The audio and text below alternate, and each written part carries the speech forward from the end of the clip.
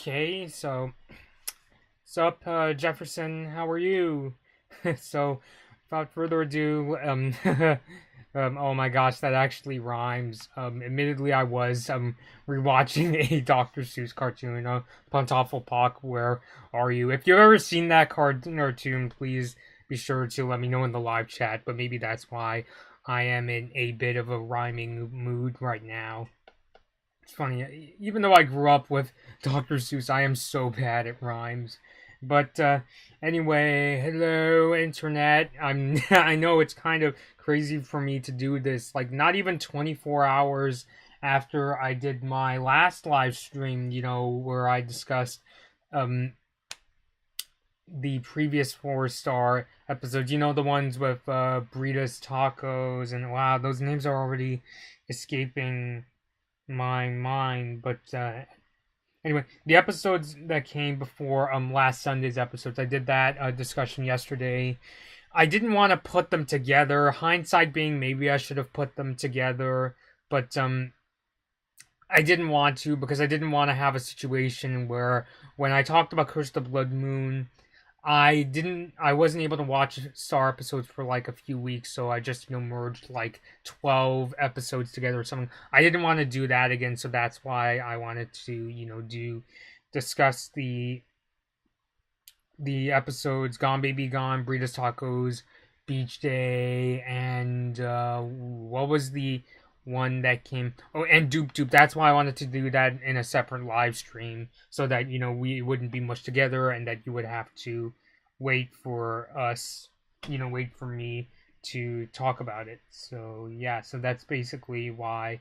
But I think next time if that ever happens, which I'm not even really sure if there's gonna be a next time, because there's only two more episodes, not two more episodes, but only 2 more weeks of Star episodes. There's 4 more coming next Sunday, and then there's Cleaved, which is the series finale. Which, yeah, maybe I will discuss what are my future plans for the channel, because obviously I talk about way like lots of other topics on top of Star, but since my channel name is Blood Moon Bobby, I do have some like plans about what I'm gonna do, but it's not gonna be like a super drastic shift, at least not in the second that Star ends. So, but anyway, I've been rambling on, and for the people that are watching, including my good friend Jefferson Hermosa Alvarado, if you guys have anything to say, like if you disagree with me or wanted to bring up something about the episode Sad Teen Hotline, Jannanigans, Mama Star, and Ready Aim Fire, please be sure to let me know in the live chat. So, okay, so here we go, talking about the very first one, Sad Teen Hotline. And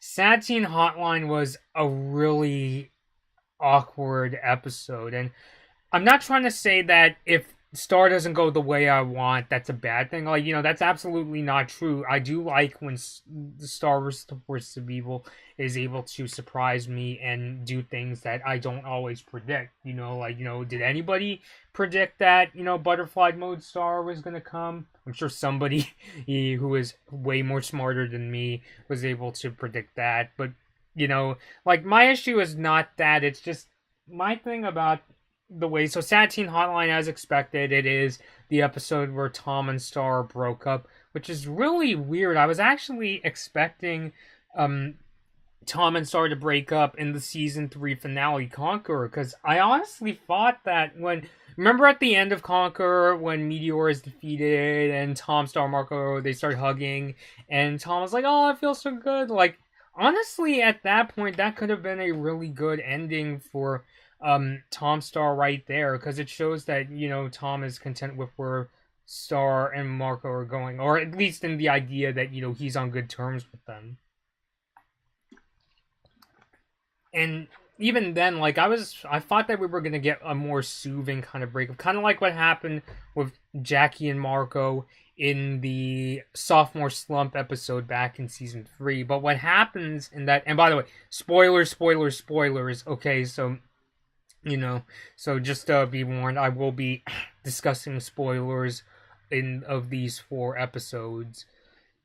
or it's basically what we get is Tom decides to go on that trip that he mentioned in Doop Doop, and then he's like, I've been doing a lot of thinking, Star, and we're going in different directions, and I think it's time for us to break up. And of course, Star's in tears, they're both really upset, which leads into I will say there's another aspect of this episode that I really, really like, and that is what's going on with the magic. Tom, Star, Marco can't form portals. I will say the whole lead into it, where Star and Tom initially think the reason they can't make portals is because they're feeling super emotional. I will say that in itself was admittedly kind of a good, sort of a lead into that.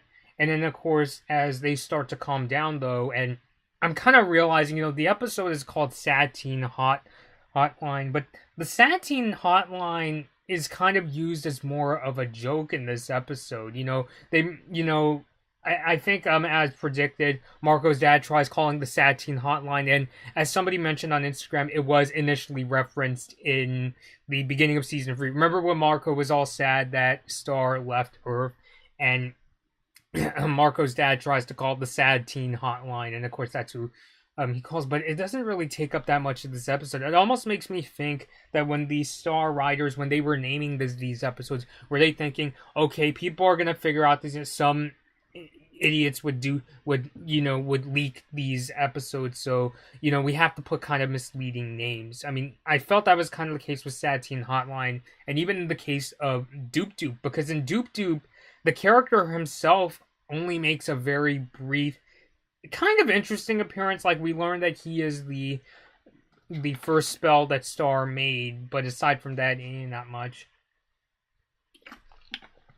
But, in the end, they do calm down, and Star and Tom try to part ways, and Tom does say that, we could at least be friends. So, at least it doesn't end up in that kind of cliched misunderstanding where they go to their corners and they just can't talk to each other. So, they could still be good friends, and that's how they decide to end it. I will say, though, I don't really know if I want to comment on that, so that's how it ends off. I would have liked to see a more dignified ending, maybe Tom showing more. He does express in the Jannanigans episode that, he tells Marco that, if you want to get with Star, then, it's fine. But I kind of wish it had more of a dignified, sort of ending, not this, really awkward, I've been thinking a lot, and I think it's time for us to break up.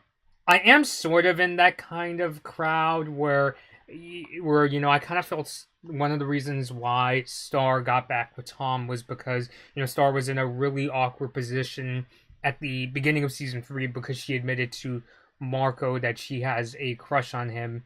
So I am kind of in that same boat. I'm not super as cynical as a lot of people are, because I do think to some degree Star and Tom do like each other, at least mutually, but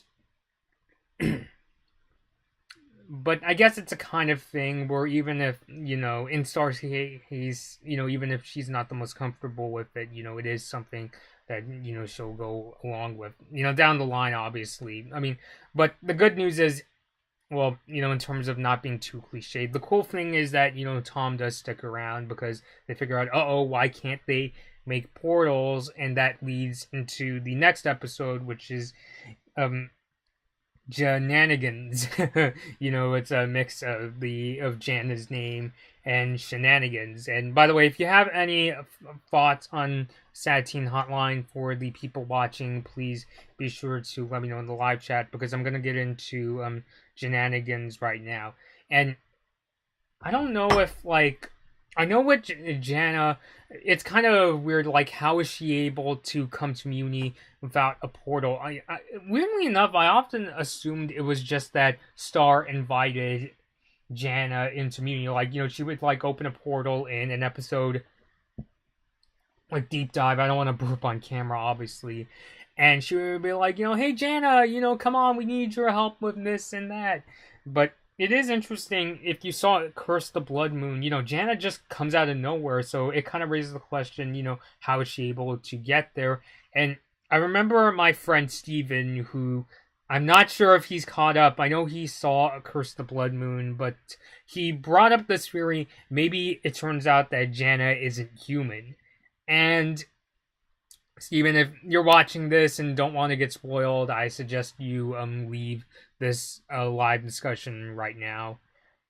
And basically what happens is, it's not that Janna isn't human. What happens is, at Brita's Tacos, if you go underground, there's actually this well that takes you to the realm of magic, and they're kind of implying that that's how Janna gets to Muni. She goes through the realm of magic, and that's how she gets to Muni. And when they discover that, that's how they decide, okay, well, that's how we're going to get back to Munis. Because obviously there's a lot of, bad stuff that's going on that's been built up since Gone Baby Gone. When Hekapu was saying, Marco, I know you like getting involved, but please don't come back to Muni. And, they obviously have to go back because for some reason the portals aren't working. And, hello again, Jefferson. And how are you? Started almost losing my train of thought there. And so, they discover this well, and through their, they're going to have to go through the realm magic to get back to Muni. So it is a very surprising episode. I know it's like, I kind of get Steven's theory in terms of like maybe Janna isn't human, just in terms of because Janna, really likes witchcraft. They even like go to her house for the first time. They meet her parents, and her room is just full of all this like magical stuff she assumingly got from Uni, including this giant eyeball thing that kind of reminds me of Peeps from Regular Show, which if you don't know Peeps from Regular Show, please go Google search Peeps and then come back. But as far as the episode goes, I would say, it is a, very surprising episode. A very big revelation that all this time, there was a way to Jefferson says, cool, brother. Well, I'm glad you're doing well yourself. What did you think of Jannanigans and Sad Teen Hotline, Jefferson? What was I about to say? So, it turns out that, that there's a way to get to the realm of magic from Earth, and it's through this very mysterious well. And for me, it honestly raises all sorts of questions. I mean, it obviously ties back to Meteor's Lesson. Remember when we saw the settlers in Meteor's Lesson, and they were covered in that yellow magic water, and one of the settlers became the very first princess of Muni, and Gloucester gave her the wand. It raises all sorts of questions, like, why is the well there? How did... And it kind of gets into the next episode, if humans were, the first humans were actually humans, why did they fall in there? Did they accidentally fall in there, or were they looking for something? Because the thing is, if you've seen the show, in the realm of magic, you start to lose your memory. So was it like somebody fell in there, or somebody had some kind of purpose? Given that there were settlers, were they on some kind of like gold rush, and when they got to the realm of magic, they just completely forgot about, what the heck they were doing, and they ended up on Muni. It just, raises all sorts of, very thought-provoking questions. I will say, I was kind of expecting this idea that maybe the first Mewmans were actually humans, because if you watch the very first episode, so remember the first time when Moon tells Star, okay, you're going to go to Earth, and Star was like, Earth? As if, she's never heard of the place, so it kind of makes me wonder. I used to think that maybe what happened is maybe Moon, got sent to Earth when she was a kid, and that's how she got trained, but, I don't think that is all the case, especially, when you look into Moon's childhood, especially after... Or Comet, her mother, was axed off, so it does kind of make me think that the Mewmans were aware to some capacity on what Earth was. Whether they knew how much they knew about Earth, remains to be seen. But it is still kind of, amazing that there was this well in the underground under Brita's tacos this whole time, and that's probably how Jana got to Muni, and assumingly the reason she was never able to remember, because throughout the episode, Tom, Star, and Jana are asking, Tom, Star, and Marco are asking Jana, how do you remember how to get to Muni? And Jana says she can't remember, and probably the reason is because, when she falls into the, realm of magic, she can't remember, or, anything. Now, how she is able to go there each time, assumingly, that's how she gets there in each of the episodes, like when she came to Star's birthday in the holiday special, or when she came to Muni in Deep Dive, is still a really big question.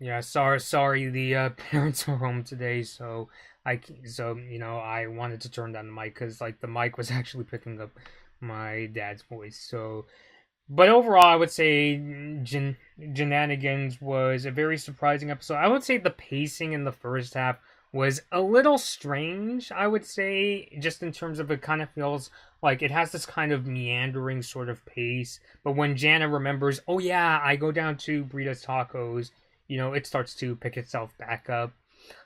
So I think that takes care of that. I briefly mentioned when I was talking about Sad Teen Hotline that in Jannanigans, Tom tells Marco that if he wants to get with Star, then, it's totally cool with Tom. And Marco is like, hey, are you, what? Are you, what? But the Curse of the Blood Moon, the Blood Moon curse has been wiped off. And, of course, if you've seen the latest episodes, Star and Marco are still in a pretty good relationship, at least, in terms of a very friendly relationship. And then Tom tells Marco that, hey, you and Star have something that's better than a curse. Which I guess kind of reminds me of when I said that if it turns out Star and Marco, they still get together in the end, then that means that the relationship is so strong that it could even overcome a curse. So I guess wave the Starco flag, I guess. I guess I believe that I had one of my YouTube channel subscribers, and Valentina Ruiz has this flag, and just for the Tom Star shippers, here's yours. I showed it to you guys yesterday. Don't worry, I still have it. I'm not getting rid of it if my cousin Anna is watching. So yeah. And by the way, if Valentina is watching this particular stream, don't worry, I still have the amazing butterfly mode star you gave me at the last Gallery Nucleus event. So yeah, because I know she brought up the other day when I did my Toyzilla video, I showed a insert of the Star Funko Pops I have. I have Marco, Star, and Butterfly Mode Star. And when I showed the Funko Pops, I showed the broken one I had that my sis tried to fix. And the reason why I don't want to take, I don't want to take this one out of the box because I don't want this one getting damaged. And also, I'm so paranoid about the broken Butterfly Mode Star that I'm worried if I try taking it down, then, it's going to break again or something like that. Although I did accidentally drop it and the wing stayed on, so I think that should be alright. Jefferson, what did you say? The monster arm will return. I think, well, it's cutting it really close, and they have been hinting, if you remember seeing the monster arm episode, they were kind of hinting that maybe Marco's monster arm isn't totally gone. Even the monster arm itself said, he said something along the lines of, you cured the illness, but you'll never kill the virus. So, yeah. Jefferson, what did you say? So, Jefferson, how do you think the monster arm will return? I'm not being skeptical because I do think there's a possibility, but I'm wondering, is there going to be something that triggers the monster arm? When I saw the monster arm episode, I actually had this I actually wrote this sort of fan story where Marco gets attacked by this plant, and it's, you know, the I think it was like the bacteria from the plant is what triggers not just the monster arm to come back, but, you know, Marco goes through this really gradual like transformation. You know, he starts getting really sick. The monster arm is like talking to him in his head and that sort of thing. You know, I guess you could say in comparison, it's kind of like if you merged The Fly, you know, the gradual transformation of David Cronenberg's remake of the Fly, and the ending scene where everything goes bananas and he gets the full transformation, and a combination with that and what was the other story I was thinking? Something like, for lack of a better example, of like Venom, even though the movie didn't come out at the time, because you know how Venom talks to Eddie Brock, and, you know, Venom is like, you know, let's kill all the people and bite all the heads off, and Eddie's like, no, I don't want to do that. So I guess it was that. It was kind of like that. I mean, it's so weird. I mean, I didn't even see. I mean, I've seen The Fly ever since. Really great David Cronenberg horror movie. I will say the final transformation of Brundlefly scares the crap out of me, to be honest. So if you're easily scared by those sort of stuff, I don't recommend watching it. It's not a jump scare kind of a horror movie. It's, as my sis put, it's more gross than scary. There's a couple scares in the film, but yeah, but I will say the final design of Brundlefly, yeah, it's really freaky because he has like the big eyes and, you know, the little feeders, and just the way he turns into it, which I won't spoil how he gets turned into the final form. But yeah, it's a really great creative movie. It has its share of scares, so if you have a sensitive stomach, be very careful. But anyway, as I keep... It's so weird how my videos, for whatever reason, I have a tendency of bringing up either Blade Runner or The Fly. I don't know what it is. Jefferson, you also said Starco forever, goodbye Tom Star. I mean, yeah, I guess you could say that. I am a Starco shipper myself. I've actually shown Darren Nefsey and Adam MacArthur this variant of the Starco flag that I had designed, you know, with the red butterfly and the two red bars. But for the people watching, you know, more power to you. You know, whatever you want to ship and star is completely up to you. That's one of the fun things about being in a fandom. You know, even if the couple doesn't end up getting together, you can still support them in the sense that, hey, I still see them as the cutest couple. It's kind of like for me in Gravity Falls, my personal favorite ship is Wendip instead of Depifica, because I kind of thought, like, Pacifica Northwest could get, yeah, I think, like, deep inside she's a good person, but she could be downright mean to both Dipper and Mabel, whereas Wendy, in comparison, is, you know, much more chill and kind. So, but, you know, what you want to ship is up to you. I've shown in my videos before, I've actually made shipping flags of many of the other starships. This is Clokey, you know, the one with Chloe and Jackie with the shell, and the Fleur de Lis, and and I've already shown you guys the Tom Star one. So yeah, I'm not gonna go through all the flags that I did last time, because, you know, I already did that in my last discussion. But anyway, on to the next one, Mama Star. Oh boy, oh my god, Mama Star. This was honestly one of the leaked episodes, because I remember before the episode came out, you know, people were posting that screenshot of Star Marco holding the, you know, the purple unicorns, and I'm like, and which I'm not supportive of, you know, leaking, especially when it comes to TV episodes, because, you know, it's TV episodes. I totally respect things like embargoes and that sort of thing. But anyway, for Mama Star, it's an example. Honestly, all these episodes had like my heart pumping, but Mama Star was definitely a really like sort of intense episode, and we start to get not every single answer, but we start to get more clarification on things that were hinted at in divide and conquer. So like we see that the purple unicorns are going around.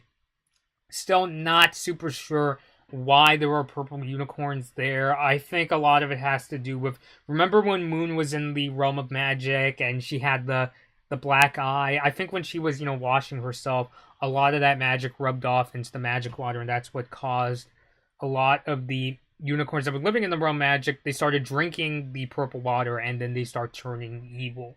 Which, by the way, I don't know about you guys, but since I'm a, Nintendo fan, the purple unicorns, they kind of remind me of the mushroom Pikmin in the very first Pikmin game. If you ever played Pikmin, the very first one, there's this enemy, this giant mushroom that, goes around and it spews this, like, weird poisonous gas. And if the Pikmin come in contact with this gas, they turn purple, they have like angry eyes, and they wear this mushroom and they start going around beating I think they start attacking, like, I know they attack Olimar. I don't remember if they attack the other Pikmin as well, but I don't know why. It just kind of reminds me, because when the unicorns turn purple, they start, getting like sharp teeth, and they, start getting like, they want to start, chewing up things. So yeah, so this purple, like, substance has started to spread. It even got to this... You know how in the realm of magic there is that firstborn unicorn that Star made, the fully grown one with the wonky eyes? Well, there's also a purple version of it now, and it's, it's duking out with, Star's firstborn. So we're very curious, what is going on. It's a very mysterious episode in terms of, what goes on here, what has happened ever since. And by the way, I almost forgot to mention that in Mama Star, remember that scene in, I forgot if it was Divide and Conquer, but when Moon was trying to open up that, I don't know how you describe it, that ceiling, and she leaves the purple handprints and says, this is dumb, this world is dumb. Like, what happens is, if she fully opened that thing, that actually would have led to that well in Brita's tacos. So I thought that was, really shocking. And somebody brought this up too, because you would think that when Moon and Star were getting all sparkly eyes and they can't remember anything, how is it that Star was able to remember the purple handprints at that time that Moon was trying to open up that ceiling, so... kind of, leads more to the mystery. I'm making this sound like, this is like a mysterious, very, kind of edge of your seat episode, which it is that kind of episode. But I would say another part of this episode is that it is just a really wacky, like, wacky episode, as you would expect from an episode that primarily takes place in the realm of magic. You might see my thumbnail, and if you've seen the episode yourself, that Star, Marco, Tom, and Janet, they're riding in Oscar's car going through this dimension. The thought process was Star thought that because the windows were closed, they wouldn't get affected by the loss of memory. But unfortunately, much like carbon monoxide, it does seep through, and it does start to make the memories all wacky. And everybody brings this up, this is probably one of the most quoted scenes from the episode, is the scene which I'm surprised, why are people talking about that scary purple unicorn, the one that is charging at the firstborn unicorn?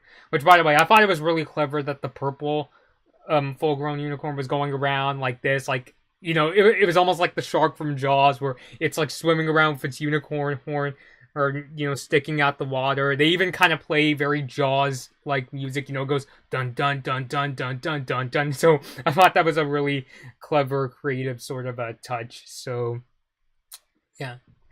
You know what? For this discussion, you know what I'm gonna do? And hopefully I don't end up dropping stuff.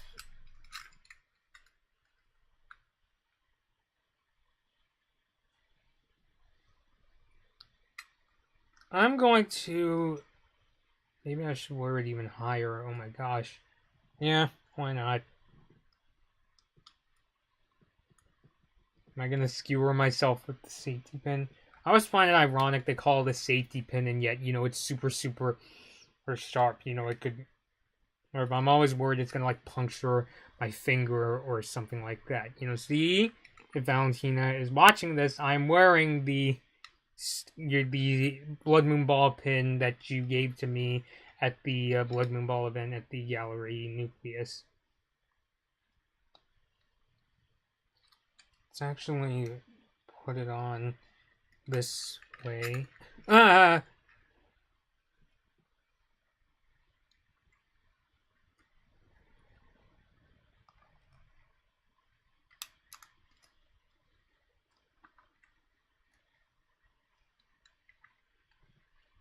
So, you guys can't really see it that well, but I'll just show you guys, see if Valentina is watching this.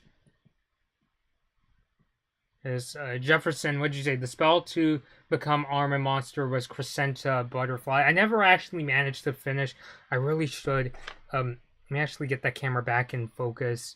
The Magic Book of Spells. So, Jefferson, you mentioned the spell to become Arm Monster was Crescenta Butterfly. Was she the one who came up with that Monster Arm spell? Jefferson? I'm assuming that's what you're saying. But yeah, why is my camera autofocus? Sometimes when I just put my hand to the camera like this, it usually fixes the... There we go. It usually fixes the auto exposure and autofocus. I can't fix it here in OBS. I can only do my best.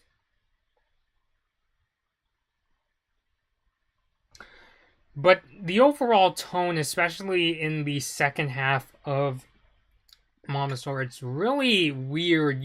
All the characters, they start losing their memories. I guess some people are going to make jokes that, oh, they're acting like they're, high or something. Or they're acting like, what happens in that questionable scene in Mother 3. Funny, if I was writing the script for this episode, I would have liked to have done a little on-the-nose thing where, because in Mother 3, when you go to that place, where all the characters are hallucinating, when you pick up items, because they're all, out of whack, the comment box in the game will say, you picked up, this item, I think. So, because I'm pretty sure, the Star Crew has its Nintendo fans. I would have thought, it would have been kind of funny if they put in a reference, maybe, let's say Marco picks up one of the unicorns, and it's I picked up this unicorn, and then they do a close-up shot of him saying, I think. So, yeah. Doesn't demerit the episode, I'm just saying that as a Nintendo fan. So, yeah. But the overall tone is really, kind of wacky and weird. You're watching Star, Marco, Tom, and Jana lose their minds. There's one point in the episode where, Tom is trying to unbuckle his seatbelt, and then he turns into this, super weird demon-y sort of form, he's, twisting his neck all the way around, just like what Meteora is able to do. And so, yeah. And, there's even a point where Tom is I have a third eye, I didn't know. And, of course, I was losing track. Speaking of Starco, Marco, basically, I think because, he's, losing his memory being in the realm of magic, he starts to lose his memory, and he basically, I guess you could say, confesses his feelings for Star, not, knowing who she is, because his memory is gone. And so it gets that cringy scene where he's oh, I know what I want. No, you don't know what you want. I know what I want. And then he, starts to slide under his car seat all over to Star's lap. And it isn't as cringy as the Avatar episode Nightmares and Daydreams, but it was kind of close, where he's sliding under and saying, you know what I want? I want, to be super small and to be put in Star's pocket. And, he wants her to pat his head. And then he says, because I love you, Star. And so, yeah, obviously it's a hallucination, but, it seems that Star has picked it up because, after that scene is over, she kind of gives Marco a bit of a smile. So, yeah. And then later on, they start, having fun and goofing off, and they're even hey, let's, take care of these unicorn babies together. So because both of their memories are wiped, they end up, basically spilling their thoughts on each other. But since by the end of the episode, they're taken out of the realm of magic by the unicorn before things start getting really bad between the firstborn and the full-grown purple unicorn. So yeah, so overall, Mama Star was definitely it's a wacky episode, but it has some really mysterious undertones. Just the realm of magic, continues to be a really curious sort of hotspot. And just in terms of what is going on. This purple liquid is turning the unicorns living there. It's turning them evil, and now there's even this full-grown one, going around and attacking the firstborn unicorn that Star made. So it's shrouded in mystery. We'll probably get more answers towards the end of the series, but yeah, so there you go. So that is Mama Star. And then we get to the roller coaster ride that is Ready, Aim, Fire, which, oh boy. My, oh my, oh my.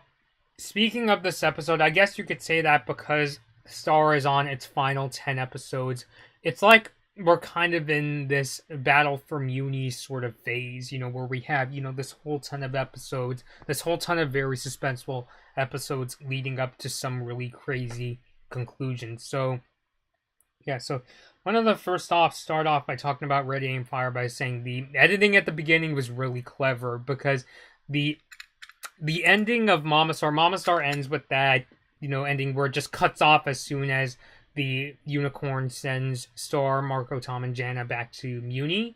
And, right from the get-go, it starts off with Marco. And all the characters are spread out from Mewni. They're figuring out what's going on.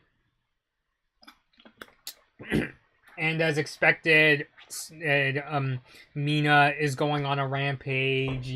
She attacks the Monster Village, the Yurt Village. That's the one where all the Mewmans are living with Moon. That village is under a lockdown. Jefferson, what did you say? I want the fan art Marco Diaz Blood Moon Ball and your friend can rock midnight. Jefferson, what are you talking about? You're asking, I want the fan art Marco Diaz. I'm not sure what you mean. Can you clarify, Jefferson? And then, of course, as the episode goes on, we find that Star wakes up in that shed with the character Doop Doop. Jana wakes up in front of Glossaric and Meteora, and they're finding out, Jana especially, she's pretty much in the center of the conflict. She's there when she sees that Globgor and Eclipsa are trying to take down Mina, and Mina now has a sword, which...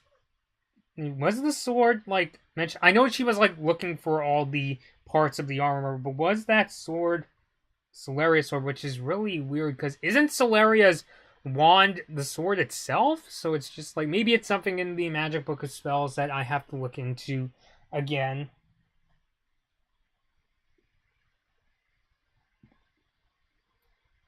Let me actually see,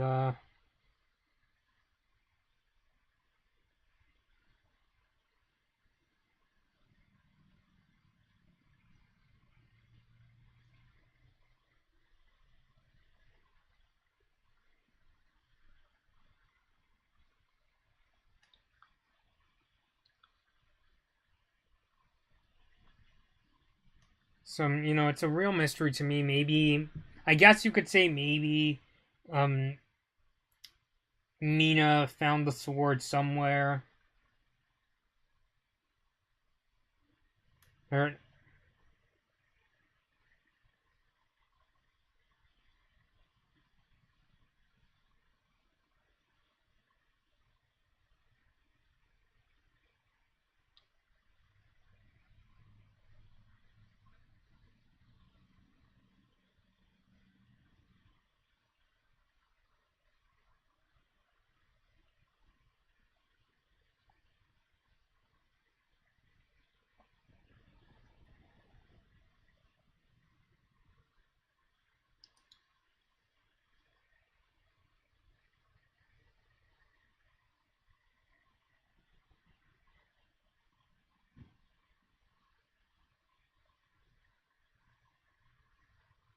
so, Yeah, so I guess that's just something that's going to be explained later on. Um, what was I about to say? It is kind of weird. I know that not everybody is a fan of the idea of Mina being like, now she's the main villain, which I will say that kind of cuts to kind of the awkwardness of a lot of Star's villains in that they are built up. A lot of them are kind of like side characters that are turned into like the principal villain, but I will say it does kind of feel like the point where they turn into like the main antagonist is really kind of strange to me. Like, back in season 3 there was Meteora, and at first, it's like, okay, Miss Heinous, she's this like headmistress that wants revenge on San Marco. But then when she rediscovers her past, she's like, oh, I want to take the throne of Muni now, it's mine. I mean, and then now we have Mina, who up until now we just kind of seen Mina as this kind of sort of crazy kind of extremist character, but we didn't really see much of her outside of her being a side character, and now she's probably going to be the final villain of Star, unless Ludo and Toffee come back. Like, yeah, it just kind of feels really strange. I guess because with Ludo and Toffee, they're built up as okay, they're the we understand that they're either the villains or they're going to be the villains from the get-go. So when you have that sort of build up, you could, take them as a very credible threat. Whereas in my case, in the terms of Meteora and Mina, it's not that I don't take them as a credible threat. Like, I'm on the edge of my seat with these characters. Like, when I heard that Mina was gonna, restart this whole Solarian, I guess you could say, genocide program, I was in the boat of, oh no, like, she's gonna be the villain. But not oh no in terms of, oh no, what are you doing, Star Crew? Oh no in the sense that, oh no, this is a really credible threat. What the heck are we going to do? So, yeah, so even though it's kind of weird, I could still see Mina being, a very credible villain. And, she does do her share of damage, going around in this giant armor. I guess you could say it's almost like, it's like Stars. It's almost like she's. I know this is not it. It's like their version of a mech, where it's like the reverse Godzilla, whereas it's not a monster that's going around destroying towns. It's a giant it's an armored giant character. So it's just I guess you could say it's like Godzilla flipped around, whereas in this case we had the monsters, particularly Globgor, who's fighting off the villain. And yeah, although yes, I'm aware that I think that Godzilla in like some of the movies, he's not always the villain. Like he wasn't in the 2014 Gareth Edwards movie, but you get my point. It's kind of like a monster movie with the roles switched around. So, but yeah, I was definitely at the edge of my seat with this episode, especially when Globgor and Eclipsa try fighting Mina. My heart's pounding. I was like, it was like going on a roller coaster watching them try to fight, Mina. And of course, Mina hits Globgor with the sword, and his monster powers are weakened, and now it's pretty much up to Eclipsa, unless, because, I would like to think that Star, is more than likely going to pass by, and hopefully they can get Moon. And I know Moon is all worn out from, like, the events of the end of season 3, but I still think there's going to be some kind of connection with, how, Star has the heart cheek emblems, and Moon has diamonds, Eclipsa has spades, and Meteor has clovers. I still think, kind of like the wheel in Gravity Falls, I think that there's still going to be some kind of connection that shows itself off at the end of these series. You know what I'm saying? I'm very curious to see what they do. And maybe they'll get Marco in there because he, has the moons on his cheeks. There's another character, I forgot her name. She's a relative of Star who has, like, literal stars on the cheeks.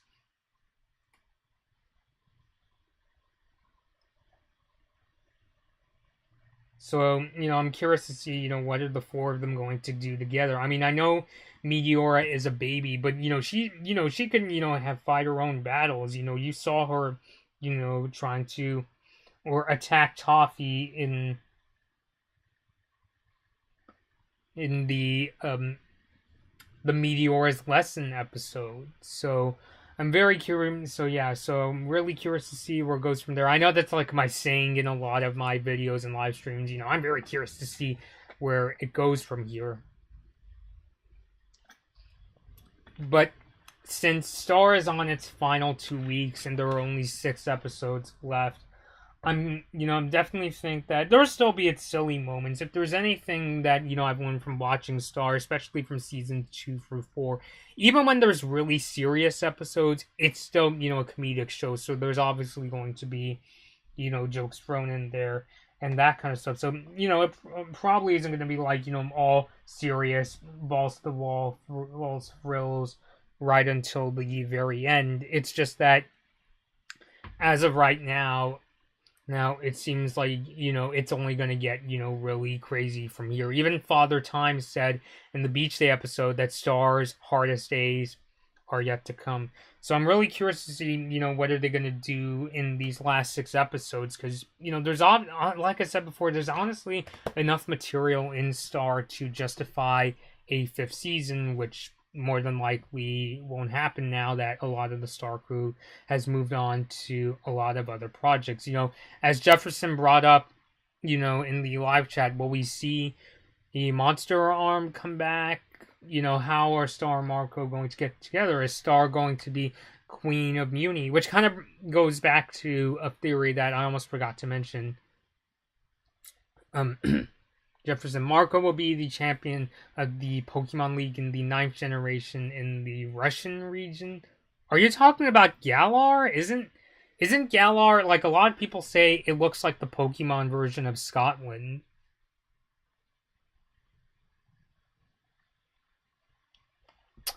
So, yeah, I mean, I kind of, I'm wondering if maybe they're not going to answer every single thing. I'm fine with that, because I do like when some things are forever kept a mystery, and it may be up to show interpretation, or maybe if Star gets a sequel series somewhere down the line, and that sort of a thing.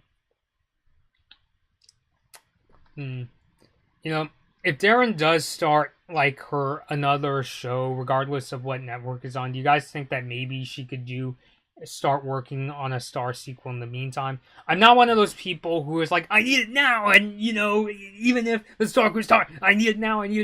I'm just saying, like, in terms of the industry, we've seen creators come along and they're able to work on multiple projects. Although I guess I'm speaking as an armchair designer. I can't imagine that being, a very easy thing. I mean, just being the showrunner on one show is, hectic enough. But I'm talking about, how, like, for instance, with, Klasky Chupo, they handled, Rugrats and Wild Thornberries, All Real Monsters, all around a very similar time. And then, we had Butch Hartman with Danny Phantom and Fairly Odd Parents. I don't know. I mean, I've met Darren several times at various events. I'm not really sure she's going to want to go down that road, but I'll respect her decision regardless of what she wants to do. I know she's voicing in the character Mac and Cheese from Nico Calelio's new Ollie and Scoops series, the one about the cats. So I think that's probably going to be the next Darren FC / Adam McArthur show I'll watch after Star ends. I'm very excited to see where that goes. Yeah. Noticing quite a few people on Twitter and Instagram know that I'm streaming today. Please, don't be shy. Let me know your thoughts on the 4 episodes that I talked about. Sad Teen Hotline, Jannanigans, Mama Star, and Ready Aim Fire. Especially since Ready Aim Fire, it ended on a cliffhanger, where Meteor is trying to shield herself, but Mina is breaking the shield, and it just ends there. I'm very curious to see, is the next episode, is it going to leave off on, Eclipsa struggling to get her shield down? Please post your thoughts in the live discussion.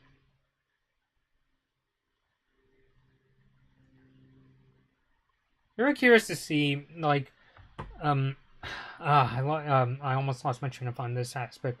I'm very scared. Like, what happens if, like, I'm very nervous, and I know it's a pressing thing to bring up, but I'm kind of worried what happens if they try to kill Eclipsa off. Because I'm wondering, there's the possibility that Star could end with Eclipsa being queen, and who knows. If there's one thing I, really, really like about the Star Crew, they're able to pull off twists really well most of the time. Because, like, I'm pretty sure they're going to end with Star becoming the new Queen of Muni, but what's going to happen with Eclipsa? Is it going to be like what happened with Moon, where she goes through a lot of crap and she ends up going to the realm of magic? Which, I have a really hard time imagining that, because I just can't picture the Star Crew, rehashing something again. Or how's that going to be? Or maybe Eclipsa will be queen. Who knows? Maybe it might just end with Star and Marco, getting together at long last. I mean, some people are going to consider the thing in Mama Star, the confession, the scene where Marco was on Star's Life saying, I want to be real small, put in your pocket, and you could just pat my head.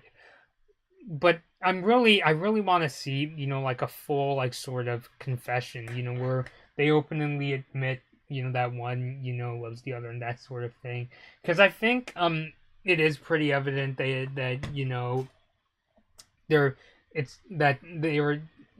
they would say, Star loves Marco, Marco loves Star, and that sort of a thing. Will it be like that kind of like a kind of cliched thing, like, they really gonna hammer in the Disney-ness? I'm not super sure. It is kind of, I will say it is really, like, very strangely structured, because everything is happening so fast, because Eclipsa was just officially crowned queen, and then, Star decided to wander off now that Eclipsa is queen, and now all of a sudden, Muni is in trouble again. I mean, not that we didn't know it was coming, like, obviously Mina has been built up this season as being the season villain, but it just kind of feels like, oh my god, we're already back into some really deep stuff. Is this, how Star is going to end? So, I don't know, it's definitely just kind of weird to me.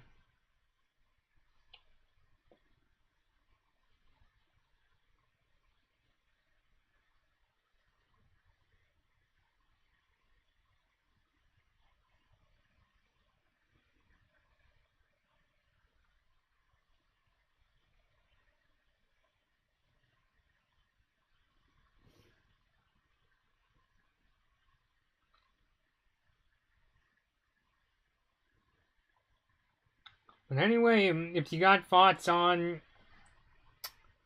Sad Teen Hotline, Jannanigans, Mama Star, and Ready Aim Fire, please, leave them in the chat. I'll have this going for maybe a few more minutes. I just noticed that Disney XD posted, a gif of Meteora dipping down and saying, yes, but can the quote, yes, but can the Earth hashtag royal baby dip down like Muni's royal baby? Because they're poking fun at how Prince Harry and, Meghan Markle, they just, gave birth to a son, so they were poking fun at, yes, but can this new baby dip down just like, Meteora can?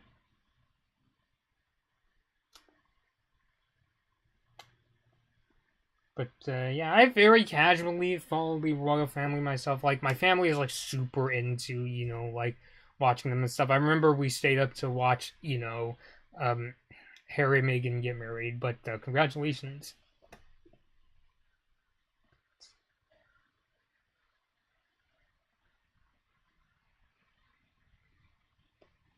So anyway, just let me know if you got thoughts on Sad Teen Hotline, Jannanigans, Mama Star, or Ready Aim Fire. Please be sure to post them in the live chat. I don't know, this whole, like, pocket-sized Marco, it kind of reminds me of this beyond cringy scene in The Secret Life of Walter Mitty, the Ben Stiller version, where, Stiller's character is Walter Mitty is trying to hook up with this with this woman, and one of the things he imagines is him being like really tiny and living with the love interest. And I thought that scene was really cringy to watch. I saw that in the theater, and yeah, a very beautifully shot movie, but it had its really kind of cringy moments. Even as somebody who ships Starco, I'm just like, whoa, that is really cringy for my taste. If you enjoyed it yourself, more power to you. But I'm just saying, for me, I'm just like, blah, blah. So yeah.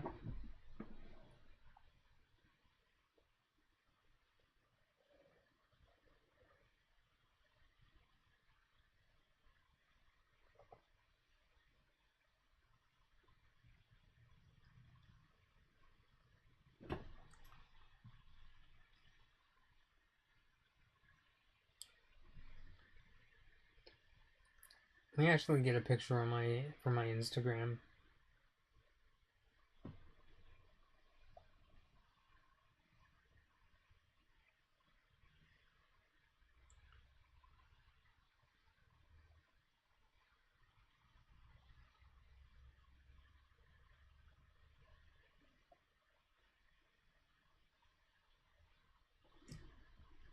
Jefferson, what'd you say? New outfit for Marco, red color, the champion, just like Iris. Who are you talking about, Jefferson? I mean, obviously we know Marco, really likes red, and he wears a red hoodie.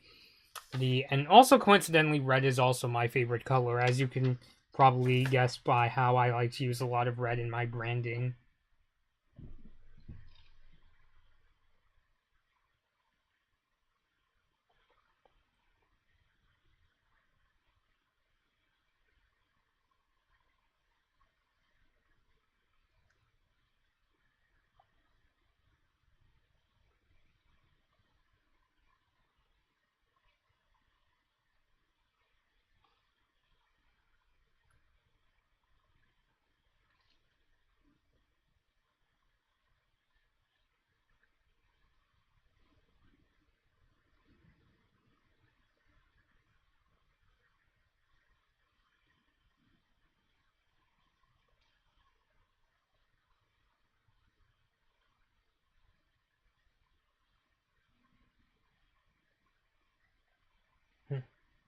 you know, People watching, I mean, in terms of like what shows am I gonna watch after Star ends, I'll try to get caught up in things like Steven Universe, maybe OKKO, maybe a bit of Loud House. I heard some of the newer episodes are even better. Um, but I know the two Disney shows, and God, I might do a trailer reaction after I get done with this live stream. One of the Disney shows, um, two that people are really interested in are Owl House and what was the other one? I think it was Amphibia or something. The one with Brenda's song in it. So I'll try to check it out. Between those two, I would say Owl House sounds more up my street. But I'll give my thoughts when those shows come out.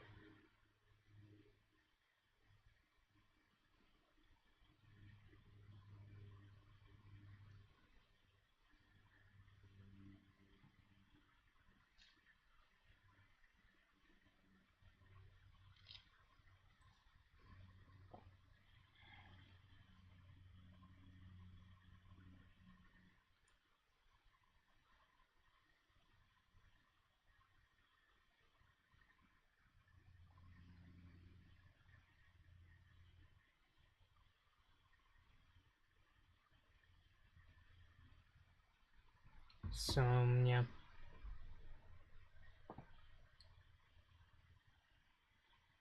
Hmm. Eh. Jefferson, if you're still here, would you like to say what is your favorite episode of season 4 and what's your least favorite so far?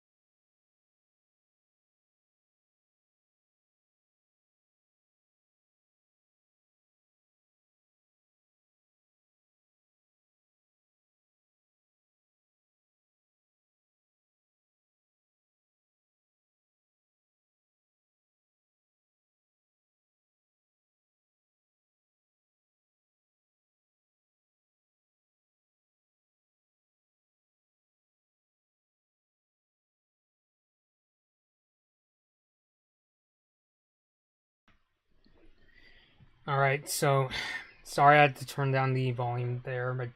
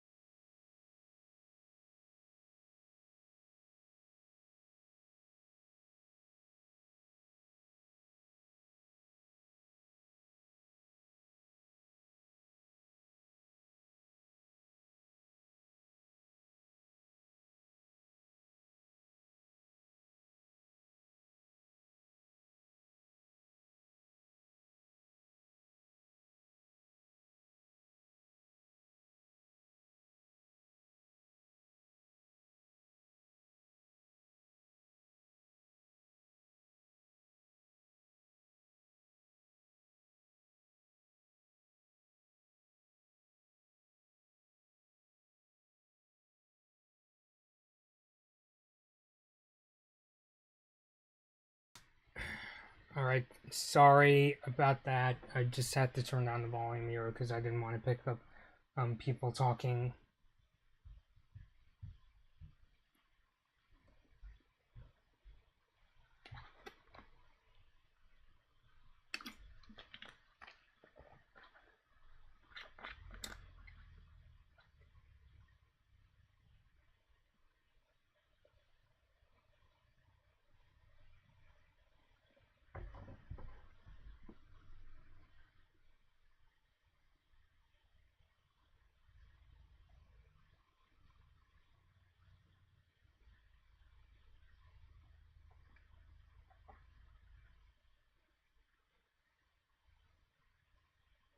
Alright, so I think I'm gonna end things off here for now. For the people watching, thank you for tuning in to my discussion. Hopefully, I'll get to see the new Star episodes, the one coming out this coming Sunday. Um, relatively soon after they come out. Once again, I can't watch them right away since I don't, I don't have a cable subscription, so I have to watch them through iTunes or another service like that. Kind of wish they would come to Hulu. Who, I don't know. I know that Star is coming to an end, but I think miracles can happen. So I think I'll end things off here. Thank you so much for watching. If you guys want to throw in your 2 cents, like if you're watching this after the stream is over, or please feel free to let them know in the comments and I'll get back to you. If you enjoyed watching the stream, please be sure to subscribe. So until next time, this has been Blood Moon Bobby, and I will see you guys later.